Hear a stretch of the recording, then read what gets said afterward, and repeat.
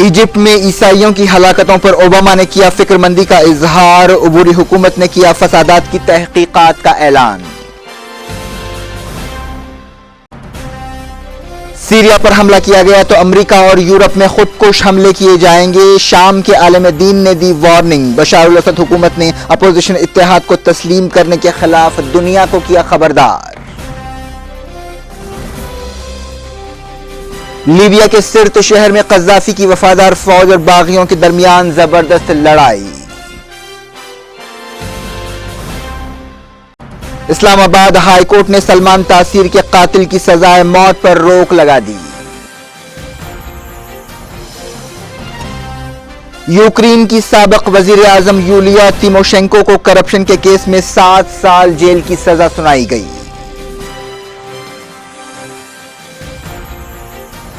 Supreme court Gujarat फसाद केसों की निगरानी जारी रखेगी। नरेंद्र मोदी हुकूमत की दरखास्त मुस्तरद।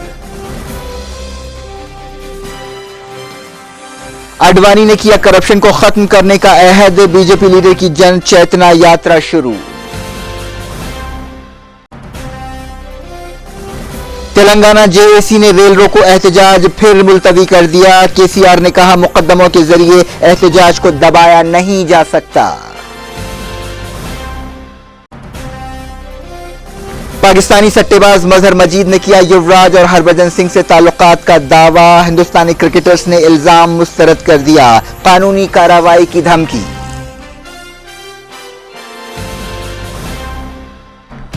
बिस्मिल्लाहिर्रहमानिर्रहीम। अस्सलाम वालेकुम। मैं हूं फरासत और आप देख रहे हैं नेशनल और इंटरनेशनल न्यूज पर मुश्तमिल 4TV का खुसूसी खबरनामा दुनिया भर से, यानी खबरें आपकी नजर से। हेडलाइंस आपने देखी, अब खबरों की तफसील की तरफ बढ़ते हैं।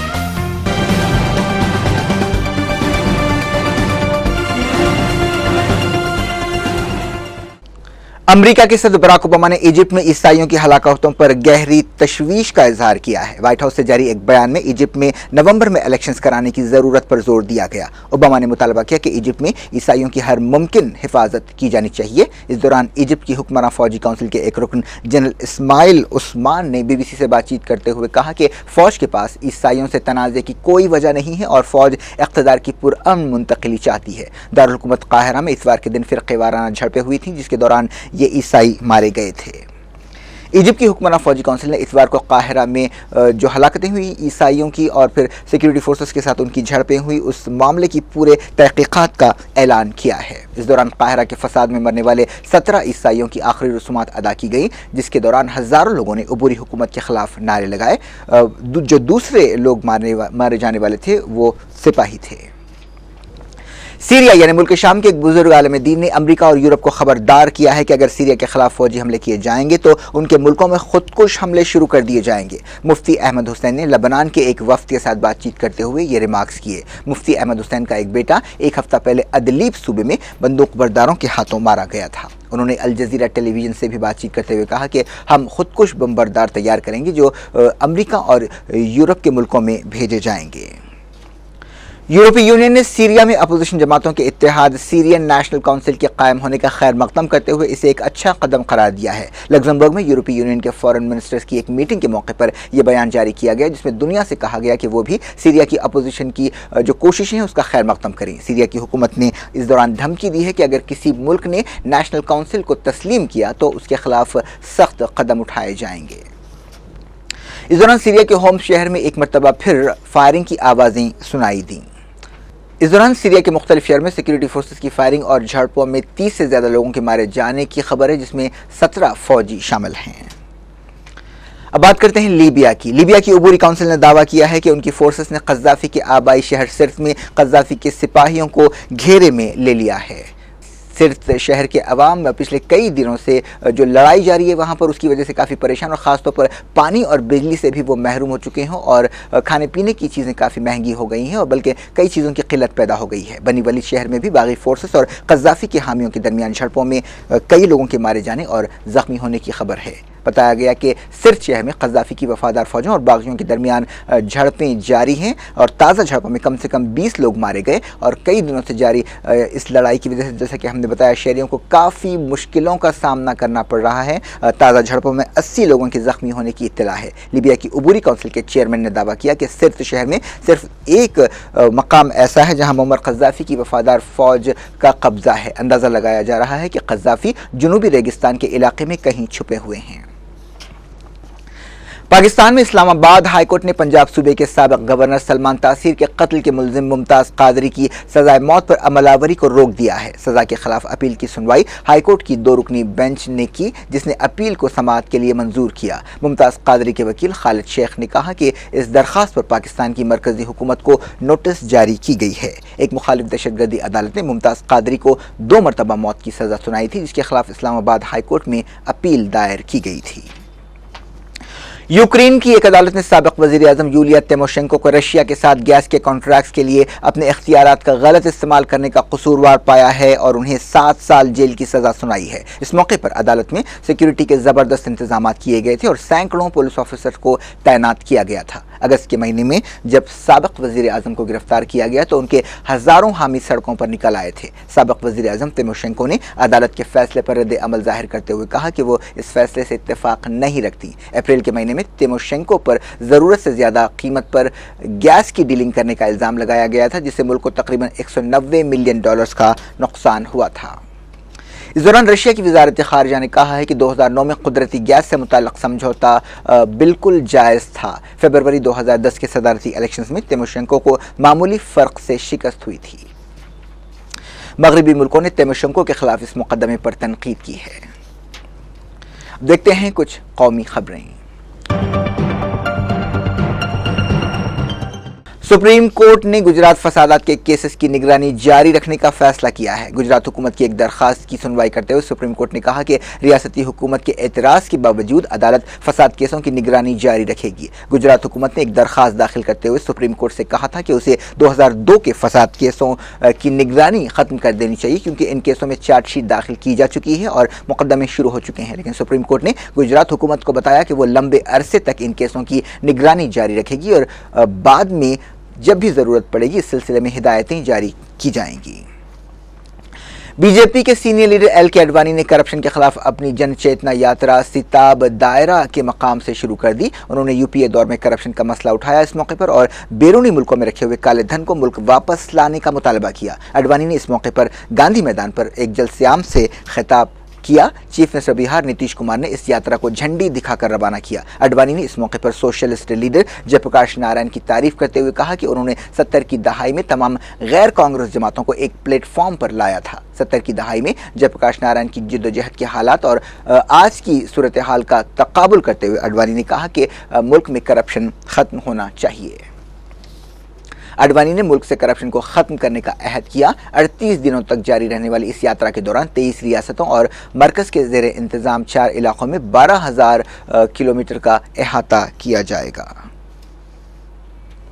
आडवाणी ने कहा कि वो सियासत में अखलाकियात पर जोर देंगे और उनकी पार्टी में भी गलत कामों पर वो उंगली उठाएंगे।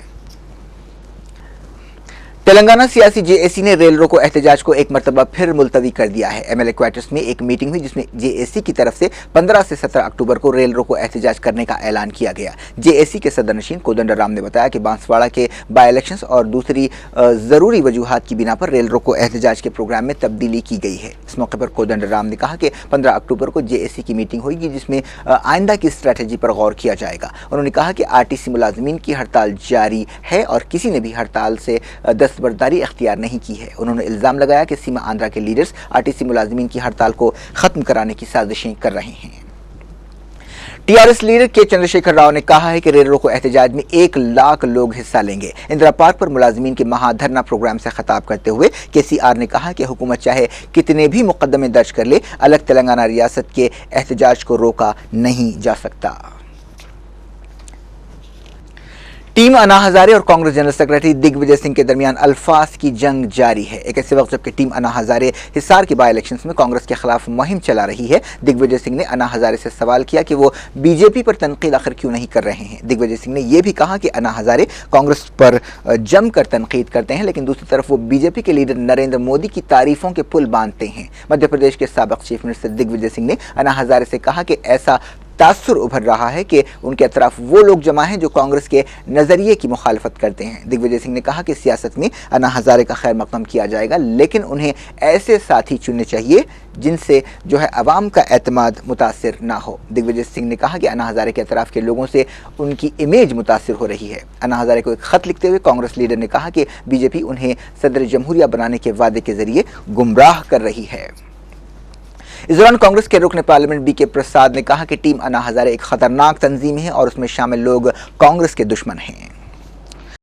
बॉलीवुड के मेगा स्टार अमिताभ बच्चन 69 साल के हो गए हैं। उन्होंने अपने घर वालों और करीबी दोस्तों के साथ अपनी सालगिरह मनाई। इस मौके पर अमिताभ बच्चन ने पूरा दिन छुट्टी ली और अपनी बीवी जया बच्चन, बेटे अभिषेक और बहू ऐश्वर्या राय और करीबी दोस्तों के साथ सालगिरह का जश्न मनाया। अमिताभ बच्चन 40 साल से ज़्यादा अरसे से फिल्मी दुनिया से जुड़े हुए हैं। कई लोग उन्हें मुल्क का सबसे बड़ा सिविलियन अवार्ड भारत रत्न देने की भी ख्वाहिश जाहिर कर रहे हैं और मुतालबे कर रहे हैं, लेकिन खुद अमिताभ बच्चन ने कहा कि वो भारत रत्न के हकदार नहीं हैं।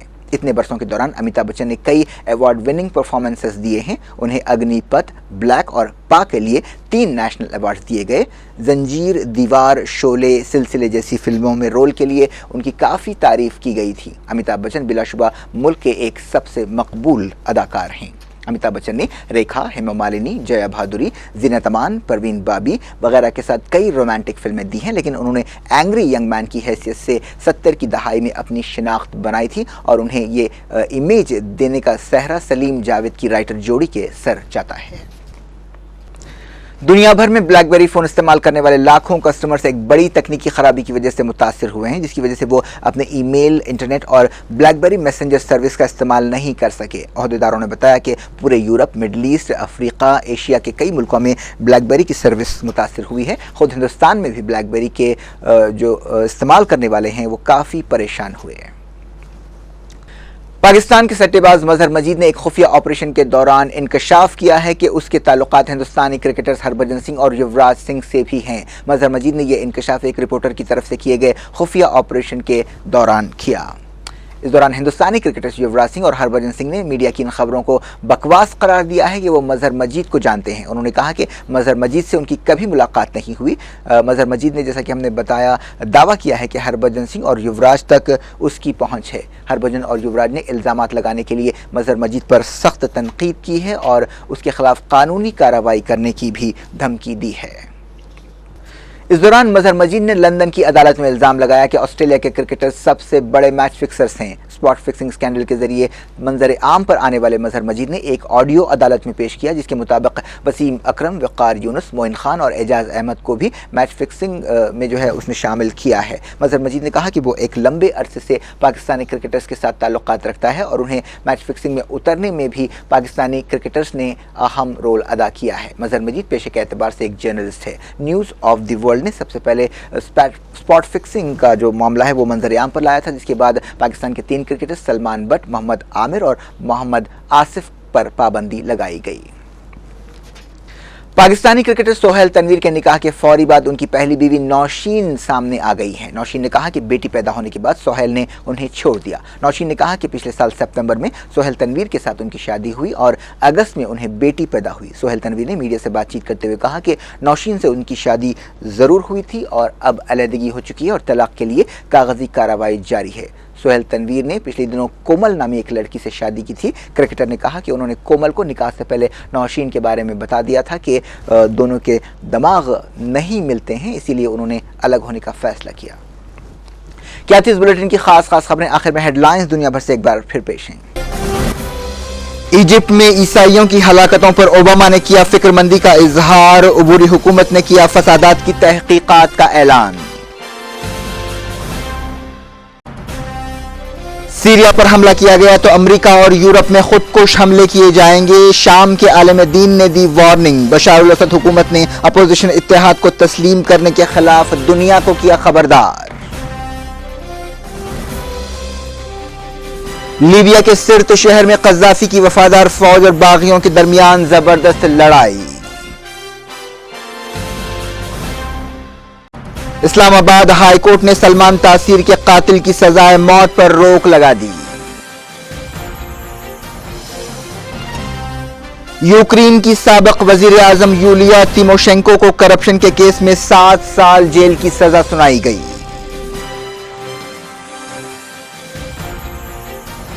सुप्रीम कोर्ट गुजरात फसाद केसों की निगरानी जारी रखेगी, नरेंद्र मोदी हुकूमत की दरखास्त मुस्तरद। आडवाणी ने किया करप्शन को खत्म करने का अहद, बीजेपी लीडर की जन चेतना यात्रा शुरू। तेलंगाना जेएसी ने रेल रोको एहतजाज फिर मुलतवी कर दिया। केसीआर ने कहा मुकदमों के जरिए एहतजाज को दबाया नहीं जा सकता। पाकिस्तानी सट्टेबाज मजहर मजीद ने किया युवराज और हरभजन सिंह से ताल्लुकात का दावा। हिंदुस्तानी क्रिकेटर्स ने इल्जाम मुस्तरद कर दिया, कानूनी कार्रवाई की धमकी।